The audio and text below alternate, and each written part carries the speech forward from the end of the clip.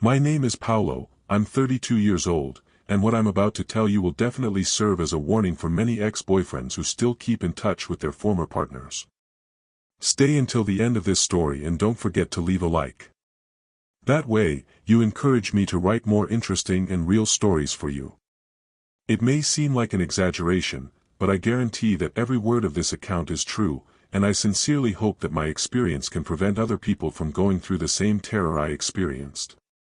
Before I start, I want to make it very clear, remember that our stories are completely real and we don't use artificial intelligence to create them. Every detail, every emotion, every moment of panic that I'm going to describe happened exactly as I'm telling it. There are no exaggerations, no dramatization. If anything, I'm even toning it down a bit so as not to scare you too much. I have a very intense and complicated history with this ex-girlfriend of mine, Carol. Our relationship lasted almost 4 years, and even after we officially broke up about 2 years ago, we always meet up, have lunch together at least once a month and, honestly, we never completely disconnected from each other. It was that type of relationship that, despite having ended, left deep marks and a connection that was difficult to completely break. She has the habit of coming to my house when she needs to talk or just wants to catch up, and I always go to her house when I'm passing through the area where she lives. Since she lives alone in a ground-floor apartment with a backyard, I always felt more comfortable visiting her. There wasn't that pressure of being at her parents' house or running into a current boyfriend, you know how it is. It was a neutral environment where we could talk openly about our lives. And it was exactly yesterday, on a completely normal Wednesday afternoon, that everything happened. I was coming from a work meeting and, being close to her house, I decided to make a surprise visit. I had just gotten a promotion at work and wanted to share the news with someone who knew my professional journey. Carol had always been one of the people who believed most in my potential, so it made sense to tell her. What I didn't know, and what would completely change the course of that peaceful afternoon, is that she was getting romantically involved with a neighbor who was a police officer.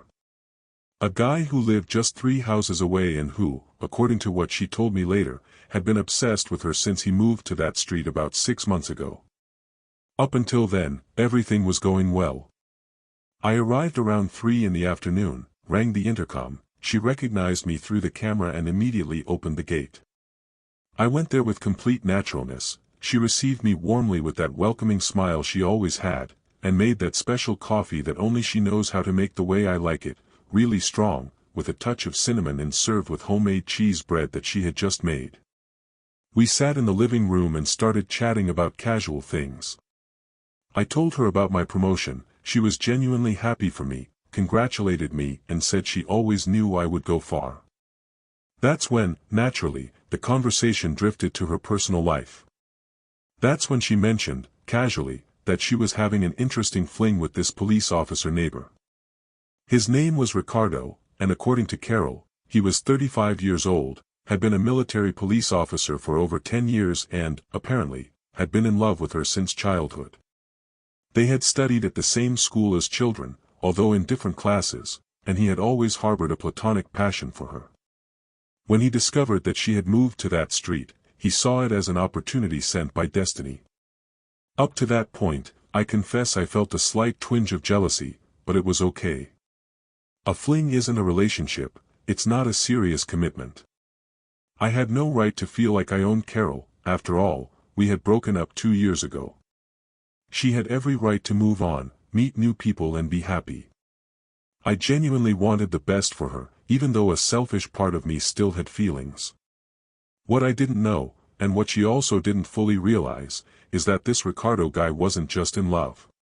He was obsessed, possessive and extremely jealous, even though they hadn't officially started any kind of relationship.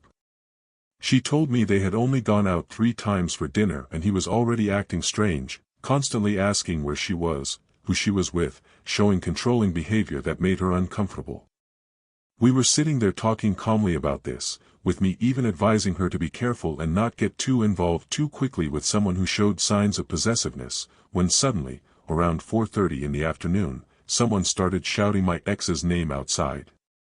The voice was masculine, loud, agitated and full of anger.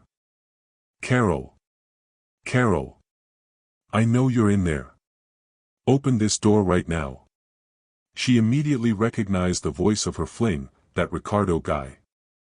Her face completely changed color. The calm expression transformed into pure terror in a matter of seconds. She turned white as a sheet, her eyes wide with fear. At that moment, I realized the situation was much more serious than I had imagined. Next, we heard violent pounding on the front gate. These weren't normal knocks, they were hard blows, as if he was using all his strength to try to break down the gate. And right after that, an even harder bang on the main door of the house. The sound echoed through the living room like thunder. That's when I realized the guy wasn't messing around, this wasn't just a simple visit or passing jealousy. He started asking, or rather, insistently demanding that she open the door. His tone of voice was rude, nervous, completely out of control. You could tell he was crazed with jealousy. I saw a car parked out front. I know there's someone in there with you. Open this door now, Carol. Open it. She completely panicked. She started shaking, her hands ice cold, looking at me with an expression of absolute desperation. I also went into panic mode. My heart started beating so hard it felt like it was going to come out of my mouth. Suddenly, a shot was fired into the air. The blast was deafening. Never in my life had I been so close to a gunshot. The sound reverberates through your entire body, causes a physical impact. Immediately we started hearing voices of people in the street, neighbors asking him to calm down, people screaming, someone talking about calling the police. Calm down, Ricardo. What kind of craziness is this, man? Lower that gun. Get out of the way. This is none of your business. I just want to talk to her. At that critical moment, I thought to myself, if this guy sees me in here, if he comes in and discovers I'm alone with Carol, things are going to get really bad for me. You can't imagine the level of terror that took over me. It wasn't just fear anymore, it was pure panic. Absolute desperation completely took hold of me. After the second shot was fired, also into the air, I simply froze. I was paralyzed for a few seconds. My mind was racing at high speed, but my body wasn't responding. I thought to myself with complete clarity, if I stay here and this guy manages to get in and sees me, he's definitely going to shoot at me without thinking twice. A man who's completely jealous, unhinged, nervous, out of control and armed is definitely not a good thing. It's a lethal combination. My ex, Carol, completely terrified and shaking from head to toe, had a flash of clarity in the middle of the chaos. She grabbed me by the arm and gave me the idea to go out through her bedroom window, jump over the back wall and temporarily hide on the neighbor's roof, while she would try to find a way to calm Ricardo down and resolve that insane situation. I didn't think twice. At that critical moment, with adrenaline pumping at full speed, I honestly wished I had wings to fly and disappear from there. I wished I could teleport to any other place in the universe. But the reality was that I needed to act fast and the only viable exit was that one, however risky it seemed. It was the only possible way out in that extreme situation. Since my ex's house had a large window in her bedroom that looked directly onto the neighbor's low wall, separated by only about 5 feet, I didn't think twice. I ran to the bedroom, opened the window all the way, quickly looked around to make sure no one was watching, and jumped. I went out through the window somewhat awkwardly, leaned on the windowsill and launched myself toward the wall. I managed to grab onto the top of the wall, pushed myself up with my legs and jumped into the neighbor's yard. To my absolute luck, the neighbor apparently wasn't home at that moment and, thank God, didn't even have a dog to bark and give away my presence. As soon as I landed on the other side, I slightly twisted my left ankle, but the adrenaline was so high that I didn't even feel pain at the moment. I jumped and immediately ran to the back of the neighbor's house, crouched down, trying to make as little noise as possible. My heart was racing, sweat running down my face, hands shaking uncontrollably. Back there, in the back of this neighbor's yard, there was another wall, a bit higher, that separated the property from a vacant lot. I had to jump over that one too, which was more difficult because it was almost 6 feet high. I used a pile of old bricks that was leaning against the wall to propel myself up. I climbed with difficulty, tore the dress shirt I was wearing on the rough wall, scratched my arm, but I made it. To my luck, and I sincerely thank the universe for this, that second wall led exactly to a vacant lot full of tall grass and debris. It was the perfect hiding spot. I jumped to the other side, landed kind of awkwardly, but managed to keep my balance. I stayed crouched there, among the weeds, for almost 40 minutes, completely terrified, hearing the agitated voices from afar, more shouting, but fortunately no more gunshots. When I finally thought it was safe, I went around the vacant lot, came out through a parallel street and practically ran to where I had left my car parked, about 2 blocks from Carol's house.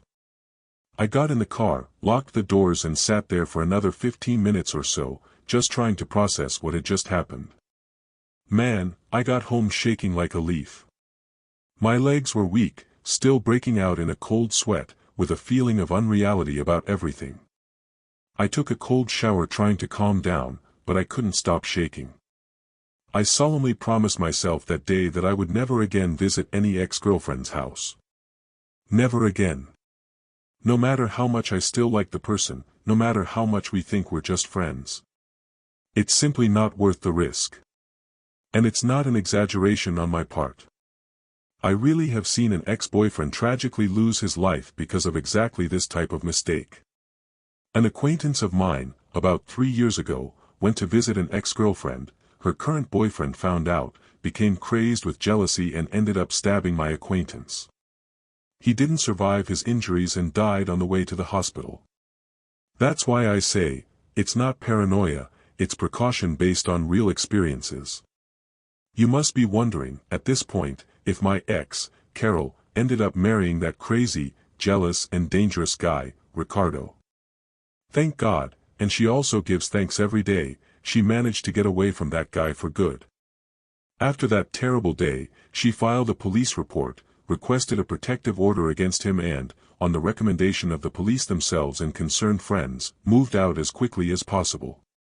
She went to live in another neighborhood, on the other side of town, and spent months afraid of being found by him. During this difficult period of reconstruction and emotional recovery, she met my cousin, Alexander, at a friend's birthday party. They connected immediately, started dating about 4 months later, and today, 2 years after that traumatic episode, they're married and happy. She finally found someone who treats her with respect, affection, without sick possessiveness or abusive behaviors. Today, they live very happily and have a beautiful pair of children, Laura, 1.5 years old, and Miguel, 3 months old. Seeing her happiness, after everything she went through, is really comforting.